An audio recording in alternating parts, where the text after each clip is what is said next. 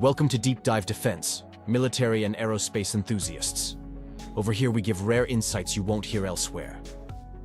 Iran's Great Prophet 19 exercise commenced during the first week of 2025, and in today's video, we will examine the systems showcased during the exercise and the indirect messaging in light of the ongoing Middle East crisis.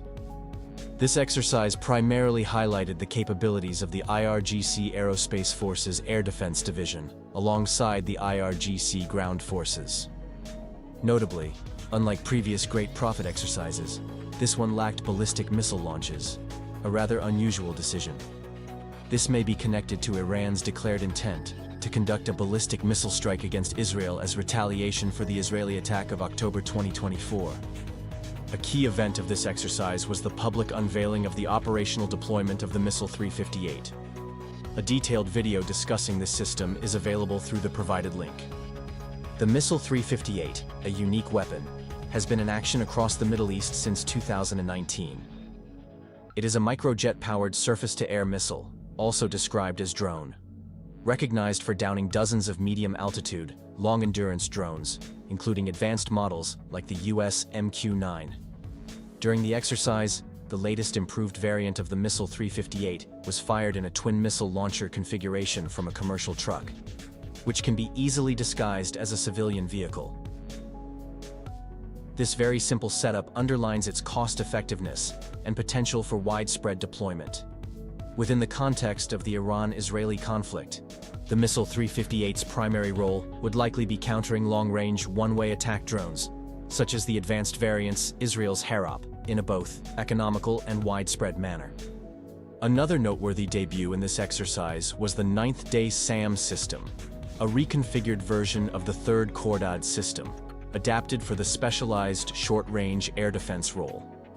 This development is particularly significant when viewed in light of Iran's military exchange with Israel. During Israel's October 2024 strikes, labeled Operation Days of Repentance, Iran experienced an unexpected vulnerability with 2 strikes on the Sharud missile and space launch vehicle base. The distance from Israel to Sharud had likely led Iran to consider the site relatively secure. However, Israel capitalized on the element of surprise by employing what is believed to be the classified RA-01 long-range, low-observable drone, which apparently deployed a significant number of air-launched miniature cruise missiles. The defenses at Sharud apparently proved insufficient to counter such a coordinated saturation attack, leading to damage at 2 buildings within the facility. Satellite imagery confirmed the presence of Tor M1 and Taba systems in the site's defense network. However, these systems are not designed to handle saturation scenarios involving 10 or more challenging terrain masking targets. While the defenses appeared to mitigate the strike's impact, the outcome exposed Iran's vulnerability to such unexpected tactics targeting remote regions. In this context, the 9th Dey system's first operational deployment during the exercise may serve as an indirect message. Unlike other systems in Iran's arsenal, the 9th Dey can simultaneously engage 6 to 8 aerial targets. This capability is made possible by its low-cost, short-range missiles and an advanced active electronically steered array, ASA, radar, which can divide its aperture into multiple subarrays for countering saturation attacks effectively.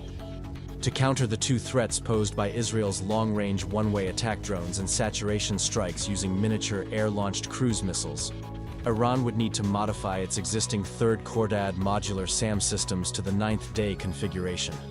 Deploying these systems at critical sites would enable point defense capabilities against saturation attacks. In a related development, Iran recently revealed the construction of the Nazir B-static early warning radar on the western Caspian Sea coast.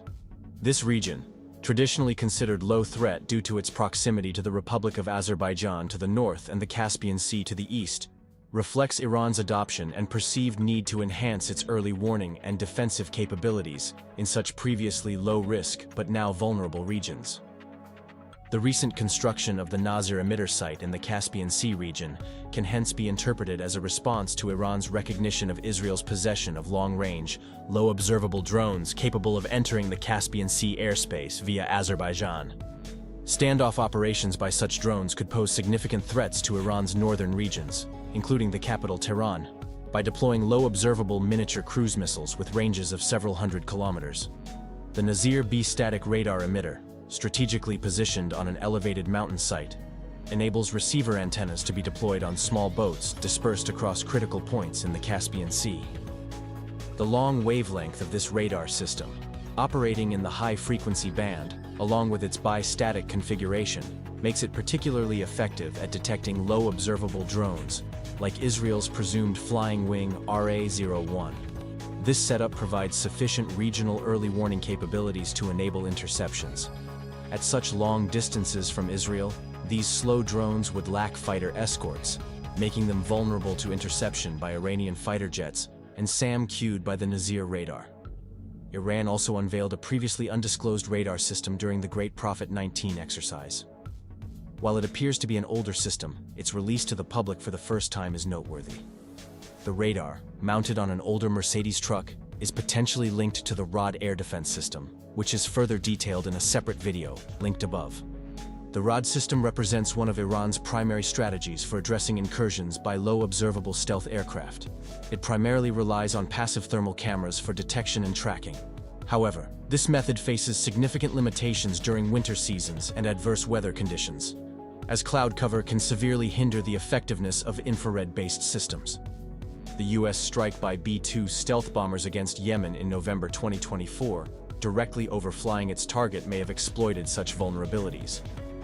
Systems based on ROD technology, like Yemen's Mirage SAM, detailed in another video linked above, may have their weak spot exploited. If the U.S. indeed capitalized on weather conditions to defeat Yemeni air defenses, Iran's unveiling of a radar component for the ROD system could be seen as yet another indirect messaging. A 3D planar array radar operating in the S-band, possibly electronically steered, could enhance the ROD system by providing sufficiently high-quality tracking data. This data would allow the ROD's fire control radar to detect, track, and engage low observable fighters or bombers effectively, even in adverse weather conditions.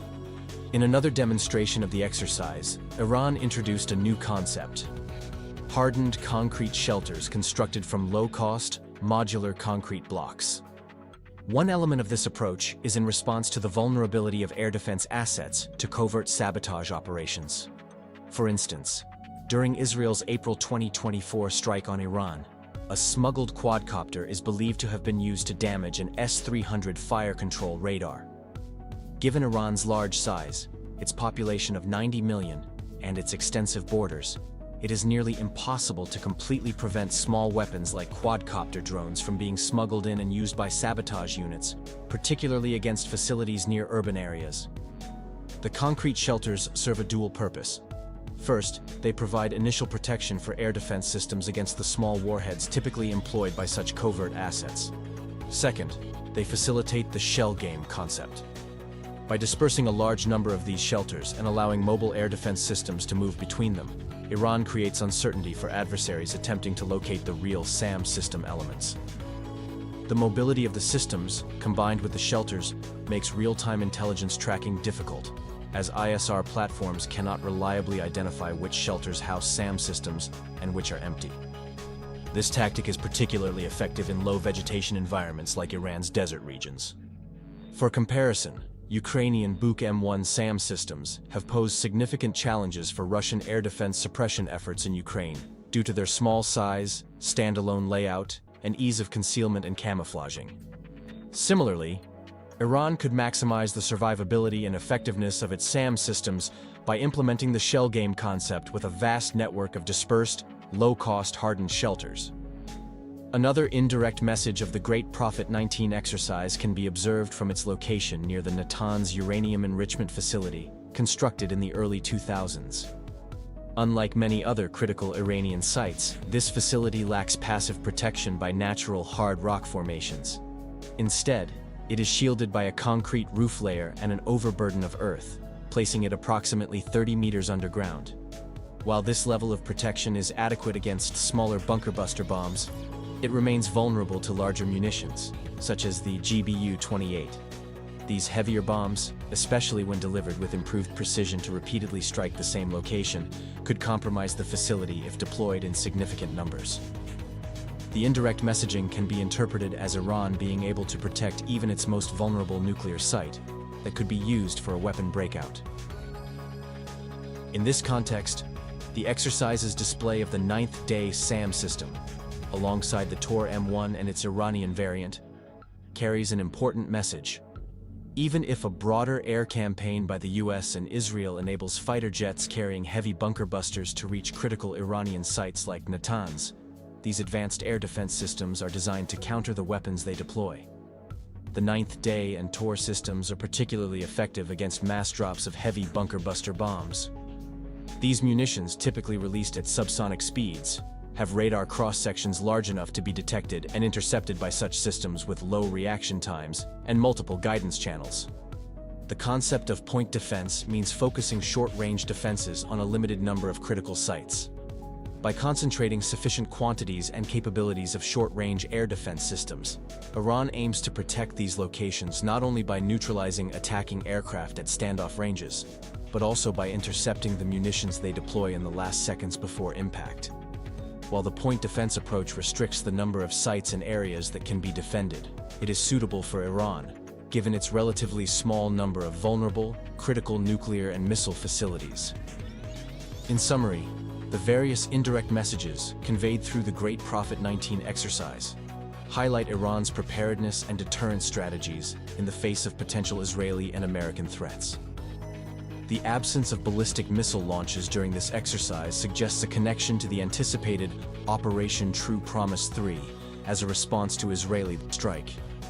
The delay in such a retaliatory operation may also be tied to the initial operational deployment of Iran's Sukhoi 35 superflankers and the Arman anti-ballistic missile system, indicating that Iran is adapting its strategy in response to the lessons learned by Israel's new strike capabilities, demonstrated in the October 2024 attacks. So that's all for today. If you liked it, give a thumbs up, comment, and subscribe. It really makes a difference in the YouTube algorithm and is a great support to the channel. The Real Enthusiast can become members and given access to exciting membership area material. Thanks for your support and motivation. See you next time.